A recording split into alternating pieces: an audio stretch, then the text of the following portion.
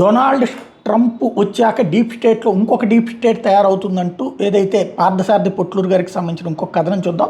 Donald ట్రంప్తో సమావేశానికి ముందు ప్రధాని మోడీజీ ఎలన్ మస్క్తో సమావేశమయ్యారు. చర్చల సారాంశం ఏంటో తెలియరాలి. ఒక పారిశ్రామికవేత్తతో భారత ప్రధాని సమావేశం అవడం అనేది అమెరికాకే చెల్లు. అదే ఒక దేశ ప్రధానితో గౌతమ్ అదానీ సమావేశం అయితే భారత్ని విదేశాలకు అమ్మేయడానికి ప్లాన్ చేస్తున్నట్టు గగ్గోలు పెడతారు. ఎలన్ మస్క్ తన స్టార్లింక్ శాటిలైట్ కమ్యూనికేషన్తో పాటు టెస్లా ఎలక్ట్రిక్ కార్ని భారత్లో అమ్ముకోవడానికి చూస్తాడు. ఎలన్ మస్క్కి భారత్ యూరోప్ కంటే పెద్ద మార్కెట్. విచిత్రం ఏంటంటే చైనాలో ఎలక్ట్రిక్ కార్లు, బస్సులు, ట్రక్కులు మార్కెట్ షేర్ వచ్చేసి చైనాకు చెందిన BYD బ్రాండ్ 63% ఉంటే టెస్లా మిగతా చైనీస్ బ్రాండ్లతో 27% మార్కెట్ షేర్ పంచుకుంటుంది. యూరోప్ మార్కెట్ అంత ఆశాజనకంగా లేదు. ఆఫ్రికాలో బాయ్కాట్ అమెరికా ట్రెండ్ నడుస్తుంది. కాబట్టి మస్క్కి మిగిలిన మార్కెట్ భారత్ మాత్రమే. కానీ టెస్లా కంటే తక్కువ ధరలో మహేంద్ర, టాటా ఎలక్ట్రానిక్ వాహనాలు ఇప్పటికే మార్కెట్లో జోరుగా అమ్ముడవుతున్నాయి. కాబట్టి చైనాలాగా భారత్లో టెస్లాకి గట్టి పోటీ తప్పదు. మొత్తానికి భారత్లో టెస్లా ప్లాంట్ ఏర్పాటుకు ఒప్పందం కుదిరింది. ఎలన్ మస్క్కి డీప్ స్టేట్ నుండి మద్దతు ఉంది. కానీ టెస్లా ఎలక్ట్రిక్ కార్కి భారత్లో వినియోగదారుల నుండి మద్దతు దొరుకుతుంది అనేది సందేహమే. 2 ఏళ్ల క్రితం ఎలన్ మస్క్ భారత్ వచ్చి మోడీజీతో సమావేశం అయినప్పుడు భారత్లో ప్లాంట్ పెట్టి ఇక్కడ వాహనాలు తయారు చేస్తేనే పన్ను రాయితీల గురించి మాట్లాడతానని చెప్పారు.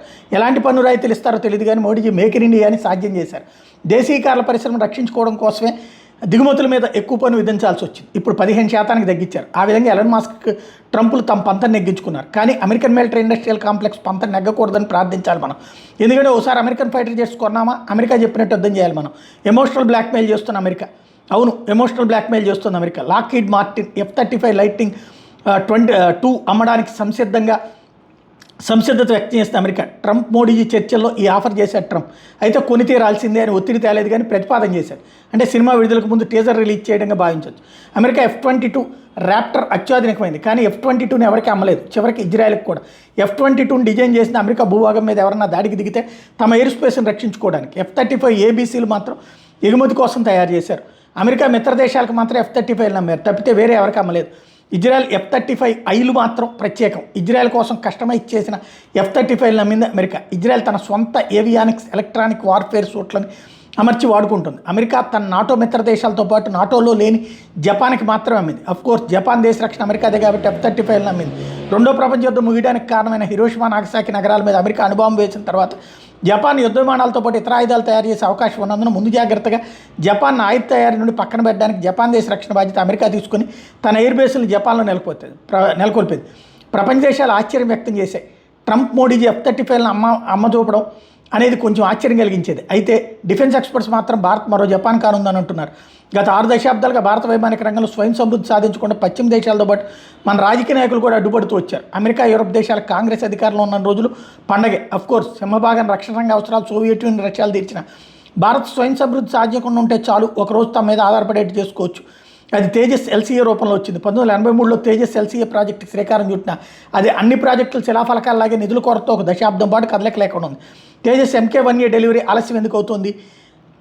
Indian air force 83 Tejas Mark 1Aల కోసం 2021లో HALకి ఆర్డర్ ఇచ్చింది. HAL 2021లో Mark 1Aకి వాడుతున్న అమెరికాకి చెందిన GE F404 IN-20 engine supply కోసం ఆర్డర్ ఇచ్చింది. GE 2023లో ఇంజన్స్ డెలివరీ చేస్తానని హామీ ఇచ్చింది. GE డెలివరీ డేట్ని దృష్టిలో పెట్టుకుని HAL Mark 1Aని మార్చి 2024 మొదటి బ్యాచ్ IAFకి డెలివరీ చేస్తానని హామీ ఇచ్చింది. అన్నమాట ప్రకారం GE 2023లో ఇంజన్స్ డెలివరీ ఇవ్వలేదు. GEకి ఇంజన్ స్పేర్ పార్ట్స్ సప్లై చేసే దక్షిణ కొరియాకి చెందిన సంస్థ దివాళా తీయడంతో సకాలంలో ఇంజన్ సరఫరా చేయలేకపోతున్నామని GE పేర్కొంది. ఇక్కడే అనుమానాలు వ్యక్తమవుతున్నాయి. దక్షిణ కొరియా సంస్థ హఠాత్తుగా దివాళా తీసే వరకు GEకి తెలియకుండా ఉంటుందా? GEనే కాదు, రోల్స్ రాయిస్, రఫెల్, ఫ్రాన్స్ సంస్థలు ఏవి కూడా ఇంజన్స్ పూర్తిగా సొంతంగా తయారు చేయవు. కనీసం 60 దేశాల నుండి విడిభాగాలు దిగుమతి చేసుకుని అసెంబ్లీ చేస్తాయి.